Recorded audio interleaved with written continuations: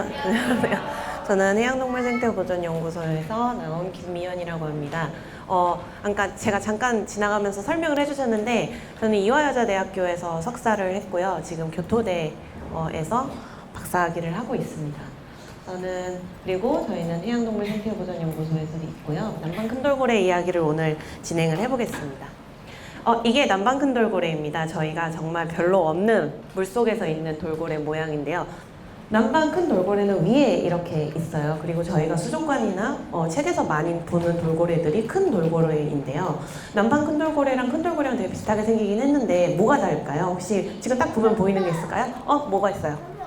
점이 없어요. 맞아요. 큰돌고래는 배 밑에 점이 없어요. 근데 남방큰돌고래는 배 밑에 점이 있어요. 얘네들이 나이가 어렸을 때는 점이 없다가 성숙하면서 배 쪽에서 점이 생기기 시작하고, 나이가 들면 들수록 점이 점점 많아져요.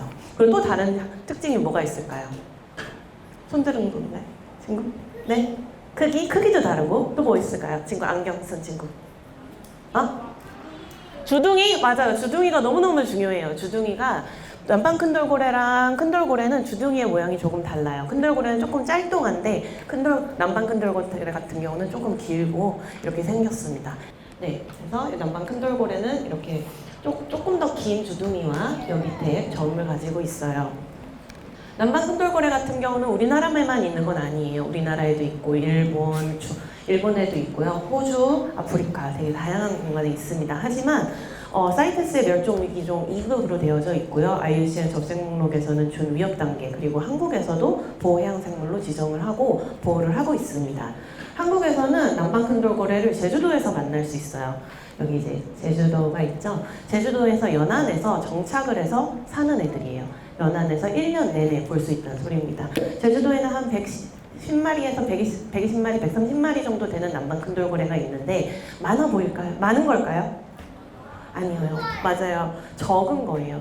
제주도 같은 경우는 생각보다 굉장히 큰 섬인데, 다른 조그만 섬에도 남방큰돌고래가 200마리, 300마리씩 살고 있어요. 근데 제주도 같은 경우는 지금 한 130마리, 120마리 정도밖에 안 되는 개체군을 가지고 있습니다. 저희는 저희 연구소에서 남방큰돌고래 다양한 것들을 연구를 해요.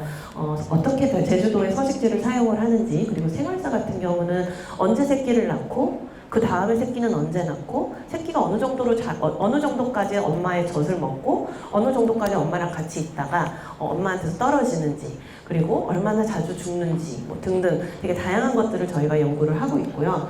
이렇게 많은 개체군이 많은 애들이 그룹을 작게 만들었다가 10마리씩도 있다가 100마리씩도 있다가 서로 친한 친구도 있다가 이렇거든요. 걔네들의 사회성도 연구를 하고 행동도 연구를 하고 있고 보전에 관한 연구도 하고 있습니다. 다양한 방법으로 연구를 하고 있어요. 우선은 저희는 차를 타고 돌고래를 봅니다. 우리 아까 배 만들었죠. 돌고래를 연구를 하려면 배를 타야 될 것 같은데, 바닷속에 들어가야 될 것 같은데 라고 생각할 수 있어요. 근데 제주도에 있는 남방큰돌고래는 연안에서 살고 있고, 연안에서 굉장히 가깝게 있기 때문에 육지에서 눈으로 볼 수 있어요.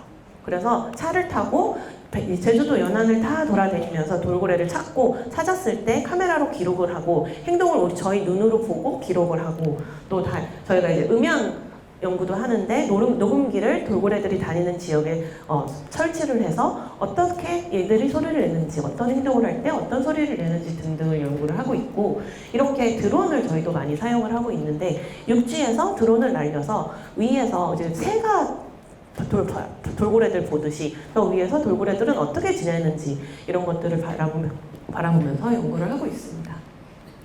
그 중에서 저희가 가장 먼저 한 것 중에 하나가 등지느러미 카탈로그를 만드는 거예요. 등지느러미 카탈로그라고 하면, 이제 얘네 남방큰돌고래 같은 경우는 숨을 쉬기 위해서 수면 위로 올라와야 해요. 근데 남방큰돌고래나 돌고래들 같은 경우도 다 저의 포유류라서 숨을 쉬어야 되거든요. 그래서 올라와서 이렇게 숨을 쉴 때 보이는 공간이 저희 눈에 가장 많이 보이는 곳이 얘네들의 등지느러미예요. 그리고 등지느러미는 얘네가 살아가면서 상처가 하나둘씩 생겨나요. 그래서 얘네들의 등지느러미를 계속 기록을 하면서 누가 누구인지 개체 식별을 하는 거예요. 그래서 보시면 1번부터 시작해서 2번, 3번, 4번, 6번 이렇게 다 다른 등지느러미를 기록을 하고, 이거를 계속 매년 업데이트를 해요.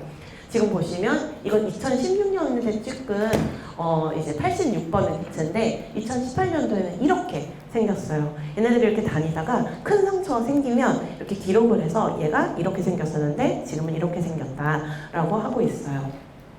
그래서 이런 것도 저희가 사진으로 기록을 하고 있고, 사진이 가장 기본적으로 되는 데이터의 형식이에요. 저희가 사용할 때는 등지느러미 뿐만이 아니라 얘네들이 수면 위로 몸을 다 올라올 때나 어떤 행동을 할 때 사진으로 다 기록을 할 수 있기 때문에 그런 것들을 가지고 성별도 확인하고요. 얘네들이 뭘 먹는지도 확인을 하고 몸에 이상한 상처가 생겼네? 아니면은 뭔가 바이러스 같은 게 걸렸네? 라는 것도 사진으로 저희가 확인을 할 수 있습니다. 그래서 가장 기초적이고 면서도 가장 중요한 데이터 컬렉팅 방법 중에 하나입니다.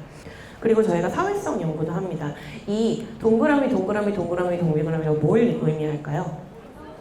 맞아요. 돌고래를 의미를 해요. 개체를 의미를 해요. 그리고 이 개체가 이어지는 줄이 엄청나게 많죠. 이거는 얘와 이 개체와 이 돌고래가 얼마나 친한가를 그려놓은 거라고 생각을 하시면 돼요. 그래서 가장 굵으면 굵을수록 이 개체랑 친한 거고, 얇으면 이 개체는 별로 그렇게 친한 애들이 아닌 거예요. 그래서 보시면 얘 같은 경우는 친한 친구가 너무 많죠. 얘랑도 다 친하고 얘랑도 친하고 다 친해요. 근데 여기 얘 같은 경우는 친한 친구가 별로 없어요. 쟤는 좀 아싼가 봐요. 뒤에서 옆에서 타는 친구고, 되게 인싸인 친구도 있습니다. 이런 연구도 저희가 하고 있습니다. 그리고 돌고래 같은 경우는 바닷속에서 음향을 되게 잘 사용을 해요. 우리는 눈을 굉장히 많이 사용을 하죠. 눈으로 다른 것들을 보고 우리가 소통을 할 때 이렇게 정보를 습득하는 방법 중에 하나, 눈이 정말 큰 중요한 역할을 하고 있는데, 돌고래들이 눈이 나쁜 건 아니에요. 눈이 저희 정도로 좋다고 생각을 하시면 될 것 같은데, 물속에서는 빛보다는 소리가 조금 더 멀리 그리고 전달이 잘 돼요. 그래서 물속에 있는 생물들은 소리를 많이 사용할 수 있도록 진화한 친구들이 있어요. 돌고래도 그렇게 진화를 했습니다. 그래서 보시는 것처럼 이렇게 진화를 했고요. 이거는 그래서 두 가지의 남방 큰 돌고래 소리가 있다고 생각을 하시면 좋을 것 같아요. 하나는 클리금이고 하나는 휘스름이에요. 클리금 들려드릴게요. 뭐가 지나갔죠? 하는 게 지나갔죠? 또 그 다음 클리금이에요. 이건 잘 안 들리네요. 요거는 휘스름입니다. 클리금 같은 경우는 굉장히 우리가 이렇게 버즈 소리라고 하는데 박수 치는 것처럼 이런 소리가 나고요. 휘스름 같은 경우는 우리가 휘파람 부르는 휘 이런 소리가 나요. 근데 클리금 같은 경우는 두 가지의 방법이 있어요. 사회성과 반향정의가 있는데요. 사회성 클리금이 있고, 반향정의는 박쥐가 소리를 낸 다음에 그게 어느 물체에 부딪혀서 돌아오는 소리를 가지고 어떻게 생겼는지 어떤 물체인지 알잖아요. 그거랑 비슷하게 돌고래도 클리금을 내고 이게 저 멀리 있는 물체나 무언가에 부딪히고 나에게 돌아오는 소리를 가지고 정보를 습득하는, 그래서 밤에도 눈이 보이지 않는 빛이 없는 밤에도 전혀 문제없이 바닷속에서 움직이고 정보를 습득하고 먹이 활동을 하고 사회 활동을 할 수 있는 애들입니다. 그리고 휘스름 같은 경우는 커뮤니케이션 휘슬과 시그니처 휘슬이 있어요. 소통을 하는, 우리가 이렇게 말을 할 때 사용하는 휘슬이 있고요. 시그니처 휘슬 같은 경우는 우리 이름이라고 생각을 하면 돼요. 그래서 개체마다 다 시그니처 휘슬이 있어요. 예를 들면 얘 같은 경우는 휘 하고 올라야 되겠죠. 근데 얘는 제가 이걸 잘 못하긴 하는데 얘는 휘 하고 올라가는 소리를 가지고 있어요. 다 자기마다 자기 이름이 있는 거예요. 그리고 얘네들은 저희가 한 120마리에서 130마리 정도 살아요 라고 했잖아요. 다른 개체들의 이름들도 오랫동안 기억을 해요. 내 이름도 기억을 하고 다른 개체들도 기억을 하고, 내가 얘를 부르기 위해서 걔를 그 이름을 부르고, 내가 여기 있다는 걸 알리기 위해서 계속 지속적으로 나의 이름을 불러요. 그래서 얘네들이 내는 휘스름 중에서 거의 한 70%에서 80% 정도는 얘네들의 시그니처 휘슬이라고 생각을 하면 될 것 같아요. 얘는 이름인 거죠. 근데 좀 재밌는 건 우리는 나의 이름을 그렇게 많이 부르진 않잖아요. 제 이름이 김미연인데 미연아 하지 않아요. 나 여기 있다고 누구한테 그걸 알리려고 그러게 하는데, 얘네들은 자기 이름을 계속 부르는 거예요.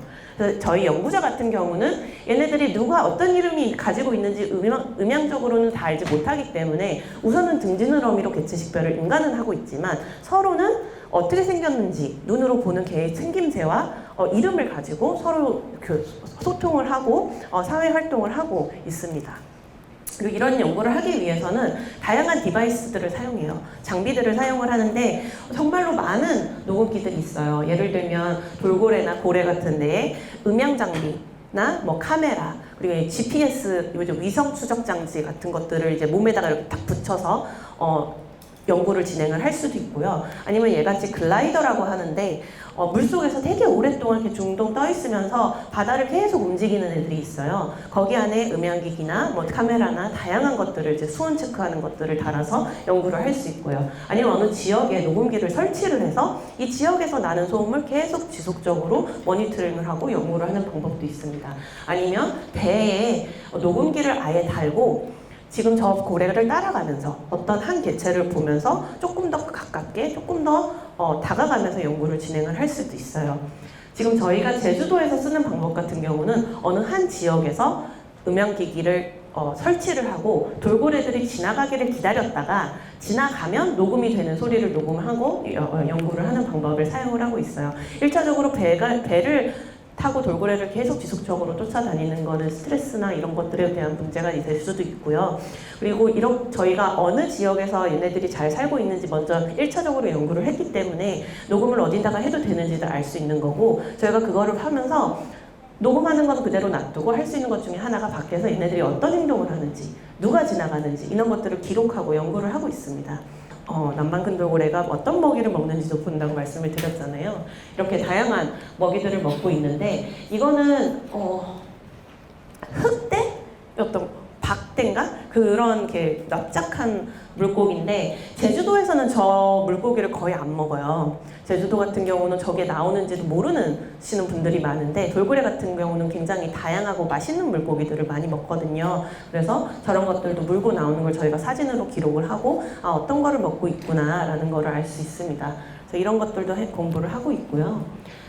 이렇게 먹이를 먹는 행동들은 다양한 지역에서도 다양한 문화로 나타나고 있어요. 예를 들면 이거는 호주에 있는 샤크베이에 있는 남방큰돌고래인데요. 얘네들 같은 경우는 이 주둥이 위에 스펀지, 해면을 올려놓고 먹이 활동을 해요. 여기는 굉장히 얕고 물이 정말 맑고 먹이가 그렇게 많지 않아요. 근데 먹이들이 다 어디에 있느냐? 모래 밑에 숨어 있어요. 그럼 모래 밑에 숨어 있으니까 얘네들이 아까 얘기한 반향정리를 써도 잘 디텍이 안 된단 말이에요. 잘 이렇게 찾을 수가 없어요. 그래서 하는 것 중에 하나가 주둥이로 흙을 계속 이렇게 여기 있는가 저기 있는가 우선 흙을 이렇게 막 하는 거예요. 우리 밑에 흙 밑에 뭐가 있는지 이렇게 하는 거를. 근데 주둥이로 계속 그걸 하다 보면 주둥이가 아프겠죠. 모래에다가 막 계속 쓸리면 얘가 계속 까질 거예요. 그래서 얘네들이 이 해면을 주둥이에다가 올려놓고 이 주둥이 여기 입으로 문 다음에 모래를 막 이렇게 해서 먹이를 찾는 거를 하고 있어요. 이거 같은 경우는 엄마가 자기들의 새끼에게 이런 정보를 전달하고 그 정보 전달이 뭐 계속적으로 이어져서 여기에 있는 개체군 샤크베이 호주에 있는 남방큰돌고래들은 해면을 먹이 활동에 사용하는구나, 이거를 문화로 전달이 되고 있구나, 그리고 이런 식으로 어떤 것을 사용을 할 수 있는 애들이구나 라는 것들을 연구를 하고 있습니다. 그래서 저희가 이렇게 제주도에 있는 남방큰돌고래에 대해서 조금 알게 됐는데요. 그래서 보존과 공존에 대한 얘기를 한번 해보려고 그래요. 저희 혹시 남방큰돌고래나 큰돌고래를 수족관에서 만나보신 친구 있을까요? 수족관에서 돌고래 만난 친구 한 명도 없어요? 혹시 그럼 제주도에서 난 돌고래를 봤다. 와, 제주도에서 돌고래를 봤어요? 오, 좋아요. 행운이 많은 친구들이구나. 네, 돌고래가 제주도에도 있는데 제주도 같은 경우는 보호생물이다 보니까 남방큰돌고래를 포획을 하거나 팔면 안 돼요. 근데 거기 제주도에서 남방큰돌고래가 잡히고 그거를 불법으로 팔면서 제주 패시픽랜드에 갔다가 제주 대공원으로 제도리와 다른 개체들이 남방큰돌고래들이 들어가게 됐는데요. 그거를 이제 환경단체인 핫핑크 돌핀스와 다양한 단체들이 이렇게 만나서 그걸 알게 됐고 그거에 대해서 운동을 시작을 하게 됩니다. 그래서 불법으로 잡혀 들어왔기 때문에 다시 바다로 보내주는 프로젝트를 했어요.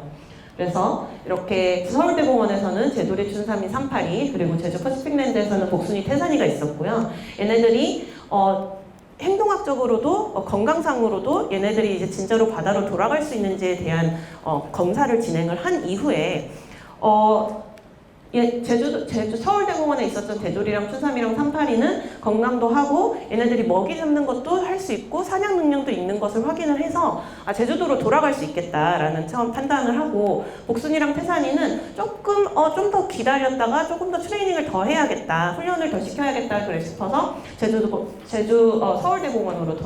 서울대공원으로 갔습니다. 그래서 여기 2016년 7월 18일에 제돌이, 춘삼이, 삼파리가 제주도 바다로 돌아갑니다. 아까 저희 카달로그, 등지느러미 카달로그 기억나시면 1번, 2번이 등지느러미에 1번, 2번 이렇게 식별이 되어져 있어요. 그게 애들이 돌아가기 전에 밖에 나갔을 때 눈으로 확인을 조금 더 빠르게 하기 위해서 코드를 이렇게 해놓은 거예요. 그래서 보시면 이렇게 1번 그리고 2번이 있습니다. 근데 삼파리는 얘네들을 놔주기 전에 도망쳤어요. 그래서 3번이 없어요. 그래서 나가서 잘 도망간 친구였고, 얘 같은 경우는 이거 뭔가 잘못됐을 것 같은데, 복순이랑 태산이가 그 다음에 돌아가게 됩니다. 이렇게 돌아간 애들이 정말 잘 살고 있어요. 얘 같은 경우는 태산인데요. 지금 여기 보시면 이렇게 상처가 조금 나 있는데, 얘네들이 처음에 보낼 때는 위치 추정 장치를 등지느러미에다가 붙여서 보냅니다. 근데 이게 한 1년 정도 시간이 지나면 스스로 알아서 떨어져요. 그래서 이렇게 이렇게 상처가 보이고요. 복순이 같은 경우는 여자일까요, 남자일까요? 맞아요. 여자예요. 여자 돌고래예요. 그래서 새끼도 야생으로 돌아간 이후에 낳고 잘 지내고 있습니다. 이거는 춘삼인데요. 춘삼이도 여자예요. 그래서 여기 지금 야생에서 돌아간 이후에 새끼를 낳은 사진을 저희가 보고 잘 지내고 있구나, 잘 먹고 있구나, 이런 거를 볼 수 있었습니다. 그리고 얘는 아까 말씀드린 도망친 삼파리인데요. 삼파리는 돌아가서 새끼를 가장 많이 낳고 너무너무 잘 지내고 있어요. 그래서 이렇게 잘 지내고 있습니다. 그리고 얘는 제돌인데요. 처음에 나갔을 때는 조금 하얗고 어디 나가 햇빛 한 번도 못 받은 아이 같은 애였는데, 나가서 이렇게 돼지가 돼서 저희 눈앞에 이렇게 나타났습니다. 이렇게 보면은 돼지인 게 딱 보이는 게, 얘네들이 살이 찌면 여기 머리통에 멜론이라는 게 있어요. 여기 지방이 이렇게 있는데 그게 이렇게 볼록 튀어나오거든요. 얘가 이렇게 볼록 튀어나온 멜론과 뚱뚱한 몸을 이렇게 저희한테 보여줘서 너무나 볼 때마다, 제가 한 건 아무것도 없지만 쟤네가 나가서 잘 살았지만 너무 좋아하는 사진입니다. 근데 이렇게 제주도로 돌아간 돌고래들의 삶이 나아진 삶일까요? 저는 우선은 수족관에서 나오고 바다에서 자유롭게 사는 것 자체가 정말 좋고 나은 삶이라고 생각을 해요. 하지만 제주도에는 굉장히 많은 문제들이 있어요. 그 중에 하나가 해양 쓰레기죠. 저희가 사진에서, 그리고 저희 미디어에서 굉장히 많이 보이는 사진들 중에 하나예요. 이렇게 새 안에 있는 쓰레기라든지, 이렇게 폐 어구에 이렇게 얽힌 바다거북이라든지, 저희가 이런 사진들을 굉장히 많이 보게 되는데, 이거는 외국에서 온 사진인데 한국에서도 지금 똑같은 일들이 일어나고 있어요. 어쩌면 더 심한 일들이 일어나고 있죠. 우선 1차적으로 제주도엔 굉장히 많은 쓰레기들이 버려져요. 이게 뭐 생활 쓰레기도 있지만 어구도 그렇고요, 폐어구도 그렇고 굉장히 많은 쓰레기들이 물려오기도 하고 버려지기도 해요. 그리고 그런 것들을 가지고 이렇게 얘네들은 놀아요. 그러면 이거 같은 경우는 이제 비닐을 가지고 등지느러미에다가 한 다음에 갖고 노는 건데, 이게 그렇게까지 나쁜 일인가? 그냥 가지고 노는 건데 이게 무슨 문제가 있지? 라고 생각하실 수 있어요. 근데 얘네들은 우리가 갖고 있는 가장 중요한 것 중에 하나를 안 갖고 있어요. 이게 뭐죠? 엄지, 손, 이걸 안 갖고 있어요. 얘가 이렇게 거치다가 어디 잠깐 끼거나 아니면 우리 비닐봉투에 손잡이 있죠. 그 손잡이 부분에 혹시라도 주둥이가 끼면 얘네들은 이거를 뺄 수가 없어요. 누가 빼줄 수도 없어요. 다른 친구들이 그걸 빼줄 수 없고 내가 뺄 수 없기 때문에 그게 그냥 얽힌 상태로 계속 살다가 나쁜 쪽으로 갈 수 있는 상황들이 밝혀지죠. 그리고 이런 식으로, 이게 다 제주도에서 저희가 찍은 사진이거든요. 2015년부터 저희가 모니터링을 시작을 하면서 이렇게 낚싯줄이나 폐어구에 걸려서 상처를 입은 친구들을 계속 만나고 있어요.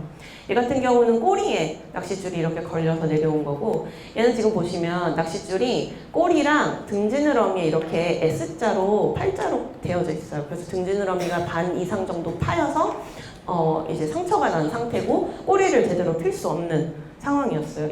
이런 친구들은 저희가 거의 얼마 보다가 다시 보지 못해요. 그리고 이런 친구는 대부분 어린 친구들인데, 그리고 얘 같은 경우는 지금 얘는 꼬리가 없어요. 저희가 오레라고 부르는 친구인데 처음 발견이 됐을 때 꼬리가 없이 발견이 된 거예요.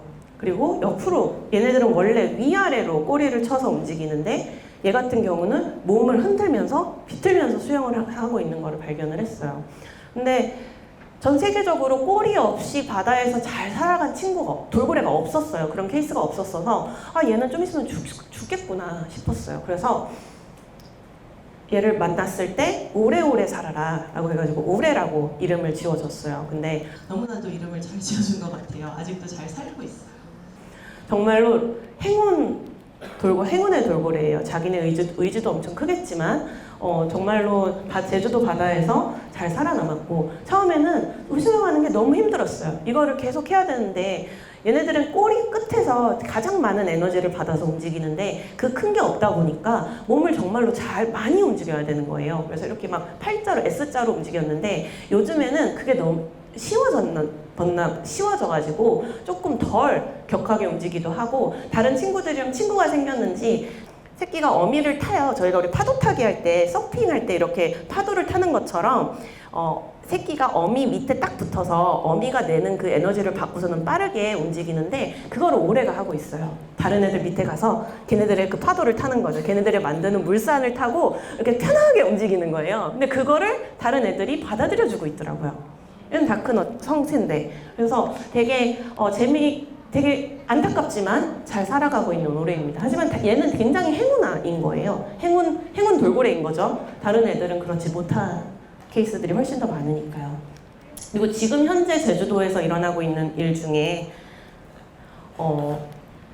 가장 크게 문제가 되는 것 중에 하나가 돌고래 관광이랑 선박들이에요. 돌고래들이, 우리 우영우 봤어요 혹시? 네, 우영우가 나오고 제주도에 남방 큰돌고래가 있어, 난 너 남방 큰돌고래를 만나보고 싶어 라고 하시는 분들이 진짜 많았어요. 근데 아직 돌고래를 어떻게 만나야 되는지, 어느 정도의 적정거리가 필요한지에 대한 그 규정이 없는 상태에서 관광과 선박들이 계속 진행이 되면서 돌고래들이 계속 스트레스를 받고 하던 행동을 바꾸고, 원래 내가 밥을 먹어야 되는 시간인데 밥을 먹다가 선박이 나타났어, 밥을 먹는 걸 줄이고 다른 행동을 해요. 우리는 어머니가 정말로 정성스럽게 만들어주시는 음식을 딱 받아서 먹잖아요. 아니면 아버님이 만들어주신 음식을 딱 먹는데 얘네 같은 경우는 뭘 해야 되죠? 사냥을 해야 돼요. 근데 사냥을 하려면 뭐가 필요하죠? 시간이 필요해요.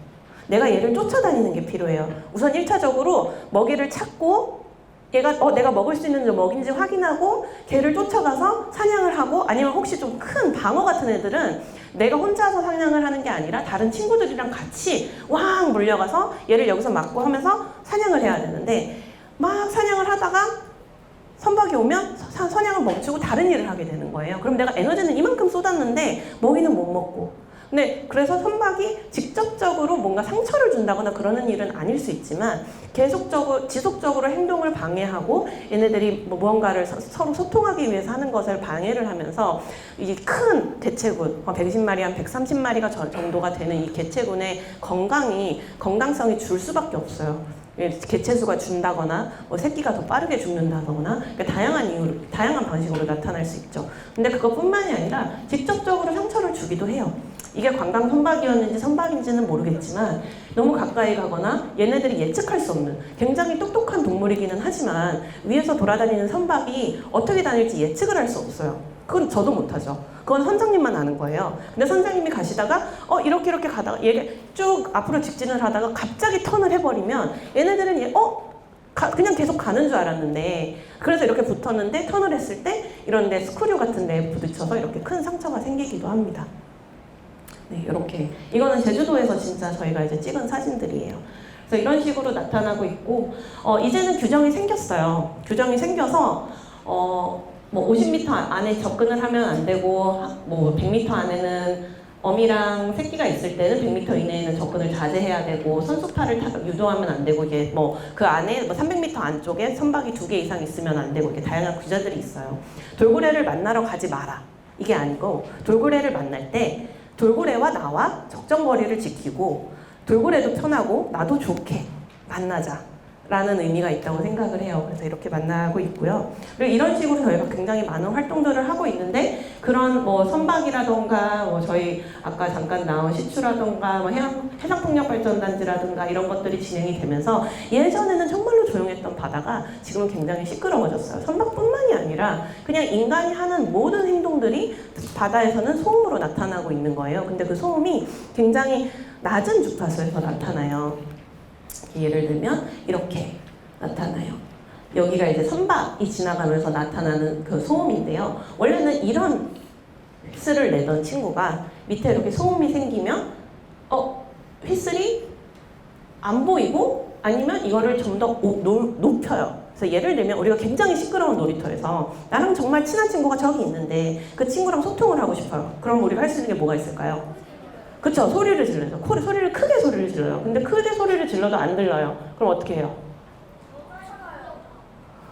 다가가서 찾아가서 옆 귀에다 대고 야! 누구야? 이렇게 얘기하죠. 그리고 그것도 안 들리면 계속 반복해요. 누구야? 누구야? 누구야? 누구야? 그러면 나 너무 힘들잖아요. 얘네들이 소음이 많을 때 그런 걸 하고 있는 거예요. 나의 소리를 내기 위해서 다른 애들의 소리를 듣기 위해서 소리를 더 많이 내고 더 크게 내고 아니면 주파수를 높이고 이런 식으로 에너지를 쓰면서 아까 잠깐 얘기가 나왔던 개체군의 건강성에 영향을 미치게 됩니다.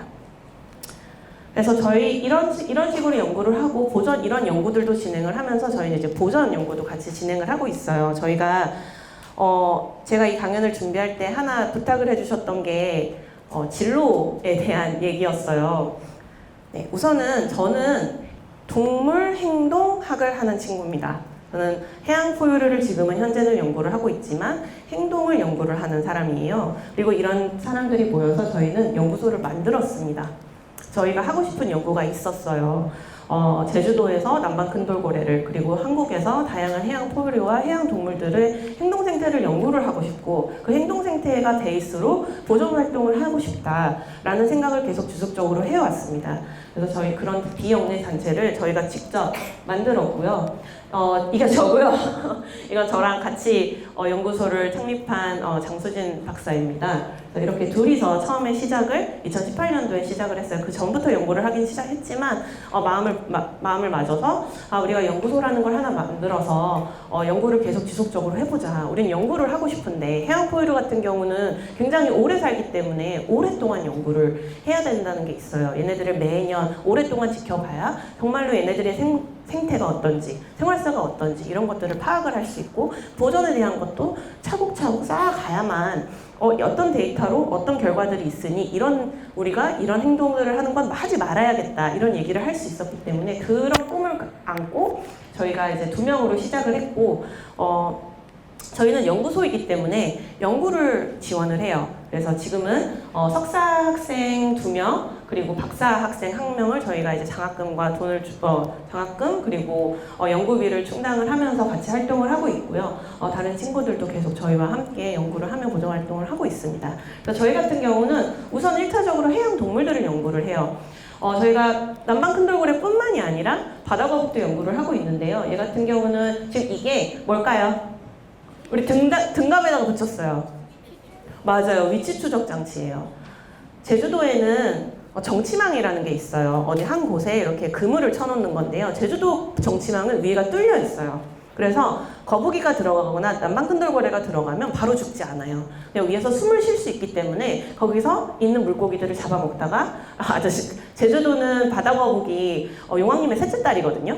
그래서 들어오면 이렇게 잘 보내드려야 되고요. 만약 혹시라도 죽어서 들어오면 제사도 지내서 보내요. 되게 중요한 해양동물인데 이렇게 들어오면 다시 보내는데 수의사와 함께 건강을 체크를 하고 얘가 가능하다 그러면 이렇게 위치 충전 장치를 달아서 얘네들이 어디로 가고 있는지 어떻게 제주도를 사용을 하고 있는지에 대한 연구도 같이 하고 있어요. 그래서 저희가 이거를 하면서 발견했던 것 중에 하나가 바다거북이 겨울이 되면 춥기 때문에 다른 나라로 갈 거라고 다 생각을 했었어요. 근데 저희가 이렇게 태깅을 하고 보니 제주도에서 겨울을 나는 바다거북들이 있었어요. 그래서 제주도가 정말로 중요한 공간이구나. 이게 추워져도 애들이 거기 제주도에서 남아서 먹이 활동을 하고 그 다음 연도를 기다리는 그런 것들도 저희가 연구를 하고 있습니다. 그 외에도 뭐 상갱이나 뭐 큰머리 돌고래 저희가 이를 모니터링하는 거, 그리고 저희의 꿈 중에 하나인 저희는 상어도 연구를 해보고 싶고요. 여기 밑에 있는 귀신고래는 예전에 한국에 정말로 많이 나왔던 고래인데 이 고래를 저희가 다 잡아서 더 이상 한국 바다에서는 만날 수 없어졌어요. 그래서 저희가 제일 먼저 다시 한국 바다로 찾아오는 귀신고래를 저희가 제일 먼저 보는 게 저희 꿈이에요. 그래서 이런 연구들을, 해양 동물들을 연구를 하고 있고 생태를 연구를 하고 있어요. 그런 게 뭐 소리나, 이건 상갱이 소리 연구인데요. 이런 것들을 다양한 연구들을 진행을 하고 있습니다. 그리고 이거를 베이스로 저희는 보존 활동도 같이 하고 있습니다. 예를 들면 남방큰돌고래 보호구역을 지정해라. 저희가 아까 보여드렸던 서식지 연구와 여기서 어떤 행동을 하는지의 연구 데이터, 그리고 이 결과를 가지고 이 지역은 돌고래들한테 정말로 중요한 지역이에요. 이 지역은 돌고래들이 거의 매일 사용하고 먹이 활동도 많이 하고 새끼들도 여기서 많이 보이고 여기가 중요한 공간이니 여기를 보호를 합시다 라는 행동도 하기도 하고요. 이게 제가 알기로는 이 프린트를 갖고 계신 걸로 알고 있는데 이 QR코드 들어가시면 설명하실 수 있습니다. 그래서 설명도 할 수 있고요. 그래서 이제 과학문화 확산해서 이렇게 다양한 포럼이나 저희 SNS 그리고 시민참여 과학이라는 것도 함께 진행을 하고 있어요. 저희가 2인으로 시작을 해서 굉장히 오랫동안 2인으로 연구를 해왔어요. 근데 2인이라는 게 정말로 작거든요. 그러면 저희가 시민들과 함께 뭔가 남방큰돌고래를 제주도에서 만나신 시민분들의 데이터를 함께 받아가면서 저희도 남방큰돌고래나 바다거북에 대해서 알리고 데이터도 얻고 얘네들을 좀 더 다양하게 연구를 할 수 있지 않을까 해서 시작한 게 시민참여 과학이었고요. 그리고 이제 지금 현재 남방큰돌고래를 제주도에서 생태법인화 하자라는 이야기가 계속 나오고 있어요. 이제 돌고래한테 법인격을 주는 건데요. 그런 것들을 하기 위해서 같이 이야기를 하는 토론회나 이런 국회 토론회 이런 것들을 또 참여하고 있습니다. 그리고 저희가 가장 중요하게 생각하는 것 중에 하나가 학술 활동이에요. 연구를 한 걸 데이터를 만들고 결과를 만들어서 논문으로 내고 이제 국외에 있는 학회나 국내 학회에 나가서 발표를 하고 제주도에 있는 남방큰돌고래는 이래, 얘네들이 가지고 있는 문화는 이런 거야, 이런 것들을 알려주기 위해서 다양한 활동들을 하고 있습니다. 그래서 이 해양 동물행동학, 야생동물행동학이라는 게 굉장히 어렵고 재미있어 보이기는 하는데 이게 정말 뭘까라는 생각을 하실 것 같아요. 이거는 다양한 연구소를 들어가는 것도 있겠지만 되게 다양한 방법으로 공부를 할 수 있고 활동을 할 수 있다는 거 알려드리고 싶었습니다. 들어주셔서 감사합니다. 지금부터 해양동물생태보존연구소 김미연 부대표님과 질의응답 시간을 가져보도록 하겠습니다. 혹시 좀 강연을 듣다가 좀 궁금한 것이 있거나 평상시 좀 궁금했던 게 있다면 손을 들어서 질문을 해주시기 바랍니다. 말씀하실 때는 학교명 또는 학부모님이신 학부모님 이렇게 그리고 자기 이름 이렇게 이야기해 주시면 되겠습니다. 네, 첫 번째 질문 우리 대표님께서 네, 안경 쓰신 분. 저는 승정사초등학교 김진혁입니다. 남방큰돌고래가 배에 프로펠러 때문에 죽은 일도 있어요? 아니요, 아직까지는 프로펠러 때문에 죽은 일을 확인을 하지는 못했어요. 부딪히거나 상처가 나거나 그럴 수는 있을 것 같은데 아직까지는 그런 케이스는 없었습니다. 저희 앞에 노란색 입은 친구가 아까 손을 들어서 그 다음에 근데 왜 우리나라 왜 돌고래는 그 상징이라고 해요? 상갱이는 아까 우리가 본 남방큰돌고래가 아니라 등지너미가 없는 돌고래를 상갱이라고 그래요. 상갱이는 조금 다르게 생겼는데요. 아까 잠깐 나왔는데 우리나라에서 연안에서 가장 많은 돌고래가 상갱이에요. 그리고 상갱이를 동해, 서해, 남해에서 만날 수 있는데 여수 바다에도 있고요. 저희 이제 부산 앞바다, 해운대 앞바다에도 있는데 이렇게 생겼어요. 이렇게 생겼어요. 그래서 상갱이라고 부르는 돌고래고 얘 같은 경우는 등지느러미가 없고 이렇게 리치가 있는 애들이에요. 그리고 좀 작은 애들이에요. 네, 저기 맨 뒤에 안경 쓴 친구가 아까 손을 들어서 네. 신협초등학교에 있습니다. 저기에 난방 큰 돌고래랑 발다거북을 지금 연구하시고 있다고 하셨잖아요. 그럼 혹시 그런 거 말고도 다른 지금 도전을 하고 있는 생물이나 그런 거는 혹시 있을까요? 저희는 지금 남방 큰돌고래를 시작으로 바다거북이랑 상갱이 그리고 동해에서 해양 포유류 조사 뭐 이런 것들을 진행을 하고 있어요. 이게 저희가 한 종에 궁극된 건 아니라서 다양한 연구들을 다양한 종에서 진행을 하고 있습니다. 생각보다 한국 바다에 정말로 다양한 해양 동물들이 살고 있어요.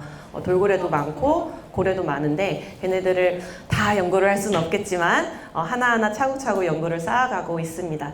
아까 저 빨간 옷 입은 친구가 아까부터 손을 들고 있어서 저는 브라이튼에 다니는 오민채입니다.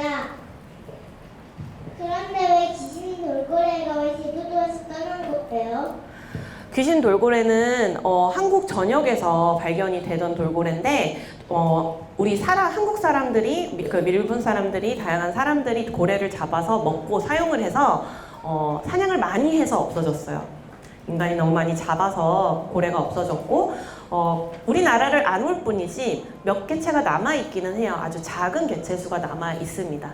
그럼 저기 에 있는 친구 해볼까요? 안녕하세요. 시흥초등학교 3학년 6반 이수연입니다. 그런데요, 선생님 궁금한데 거기 과학실 있잖아. 그곳에서 돌고래에 대해서 음력에 대해서 조사한다고 했잖아요. 근데 그 음력에 대해서 배가 다니면서 좀 그 시끄러지면서 잘 전달이 안 된다고 했잖아요. 그러면서 좀 힘들어하는데 그 돌고래의 음파가 퍼지는 원리가 뭐예요? 음파가 퍼지는 원리, 소리가 물속에서 퍼지죠. 어떤 걸 얘기하는지 정확하게 제가 이해를 못한 것 같은데 음파가 퍼지는 원리는 사람이 지금 내고 있는 소리랑 똑같아요. 근데 우리는 이제 공기에서 소리를 내는데 얘네들 같은 거는 물속에서 소리를 내고 있는 거죠. 네, 우선 뒤에 손 드셔서 귀신고래를 한국에서 보고 싶다 그러셨는데 그게 오는 게 아까는 그 사냥을 많이 해서 멸종이 됐다. 네, 한국에서 안 보인다 했는데 그게 다시 돌아온다는 것은 환경이 깨끗해지고 살 수 있는 환경이 되어야 돌아올 수도 있는 그렇다는 상황인가요? 돌아올 수 있을지 잘 모르겠어요. 이게 돌아오는 것 자체는 어미를 따라서 새끼가 계속 왔다 갔다 하면서 그 길을 사용을 하게 되는데 더 이상 한국에 안 나온다는 얘기는 그 길을 사용하는 고래가 이제는 더 이상 없다는 얘기거든요. 이제 일본을 지나가서 러시아를 올라가는 애들만 있다는 소리인데 환경이 좋아진다 그래도 못 올 수도 있죠. 하지만 얘네들이 만약에 지금은 개체군이 진짜로 적은데 몇백 개체밖에 안 돼요. 근데 개체들이 정말로 많아져서 뭐 1000마리, 2000마리, 3000마리가 되면 얘네들이 가끔 어딜 가다가 길을 잘못 들어서 일본에서 턴을 잘못해서 한국으로 이렇게 잠깐 들어와 봤는데 이거 나쁘지 않은데 이거 이쪽으로 이렇게 오른쪽으로 돌아가는 것보다 여기가 더 빠른데 이거 바다 괜찮은데 이렇게 생각을 하고 다른 개체들이 사용을 하기 시작할 수 있다면 만날 수 있지 않을까 싶어요. 근데 그냥 꿈인 것 같아요. 지금 네, 저 앞에 선생님도 계셨습니다. 저는 경신유치원 아이 학부모고요. 아까 그 바다 쓰레기가 이렇게 아이들 힘들게 하잖아요. 그래서 선생님들 연구를 하시다가 애들을 도와줄 수 있는 그런 방법이 있으신지 도와주시는지. 저희가 지금 현재 제주도에서 제주 돌고래 긴급 구조단이라는 거를 만들어서 저희 단체 그리고 돌핀맨이라는 다큐멘터리를 촬영을 하시는 감독님과 핫핑크 돌핀스와 함께 이런 개체들을 도와주기 위해서 활동을 하고 있기는 해요. 근데 돌고래 같은 경우는 잡는 게 쉽지 않아요. 도와주기가 굉장히 어려운 애들 중에 하나인데 여러 가지 이유가 있어요. 뭐 제주도는 바다 환경이 그렇게 좋지 않아서 게 깊고 물도 굉장히 세고 돌고래들이 굉장히 빠르게 움직이고 이게 그냥 우리 땅이 아니라 바다라서 삼면이잖아요. 이게 3D 그 환경에서 뭔가를 잡는 게 굉장히 어려워요. 그래서 잡는다기보다는 낚싯줄을 끊어준다거나 뭐 이런 식으로 구조 활동을 할 수 있도록 하고는 있습니다. 네, 그게 잘 매번 되지는 않습니다. 저희 뒤에 친구. 영산초등학교 3학년 박한우입니다. 돌고래가 선박 때문에 많이 다친다고 했잖아요. 그런데 거리 유지 말고 다른 돌고래에게 피해를 주지 않는 다른 방법이 없나요? 있어요. 거리를 두는 것도 있고요. 아까 프로펠러 제가 얘기를 했잖아요. 돌고래들 이제 프로펠러나 그 스크류에 부딪혀서 다치는 경우가 가장 많은데 거기에 프로펠러 가드라고 해서 프로펠러 주변에 이렇게 애들이 부딪혀도 상처가 나지 않도록 가드를 해줄 수 있어요. 네, 보호막이 같은 건데요. 그거를 이제 프로펠러에다가 달면 배가 조금 느리게 나가고 엔진이 에너지를 조금 더 쓰긴 하지만 왜냐면 이게 그 뒤에서 그 물리적인 거를 막고 있기 때문에 하지만 애들이 부딪히거나 이랬을 때 보호를 받을 수 있는 거죠. 그런 것들이 있는데 아직까지는 그게 규정이지는 않아요. 그래서 뭐 보트를 사용하시거나 뭐 요트를 사용하시는 분들한테 프로펠러 가드를 사용을 해주세요 라고 얘기를 하지만 뭐 유지가 그렇게 쉽지 않고 뭐 여러 가지 이유로 그거를 잘 사용을 하시진 않으시더라고요. 근데 거리를 두는 것도 있고요. 그렇게 프로펠러 가드를 직접적으로 다는 것도 있고요. 그리고 또 하나는 저희가 지금 계속 얘기하고 있는 것 중에 하나는 지금 현재 선박 관광이 아침부터 저녁까지 진행이 돼요. 근데 낮 시간 내내 진행이 되는 거죠. 근데 낮에 그러면 얘네들의 행동을 계속 다 지속적으로 할 수 없잖아요. 그럼 낮에 쉬는 시간을 주자예요. 뭐 예를 들면 점심시간 한 3시간 정도만 선박이 못 다가가게 한다면 그 3시간은 얘네들이 자유롭게 행동을 할 수 있겠죠. 그리고 저는 인간도 다 그 시간만이 아니더라도 다른 시간에 돌고래를 볼 수 있다고 생각을 해요. 그래서 그렇게 시간을 저희 이제 뭐 런치 시간이나 이렇게 시간을 좀 두고 쉬는 시간을 준다거나 프로펠러 가드를 한다거나 이런 식으로 다양한 방법으로 저희가 돌고래들을 보호할 수 있을 것 같아요. 네, 다양한 질문 해주셔서 너무 감사드리고요. 네, 다음에 또 뵙겠습니다. 네, 감사합니다. 한번 해보겠습니다.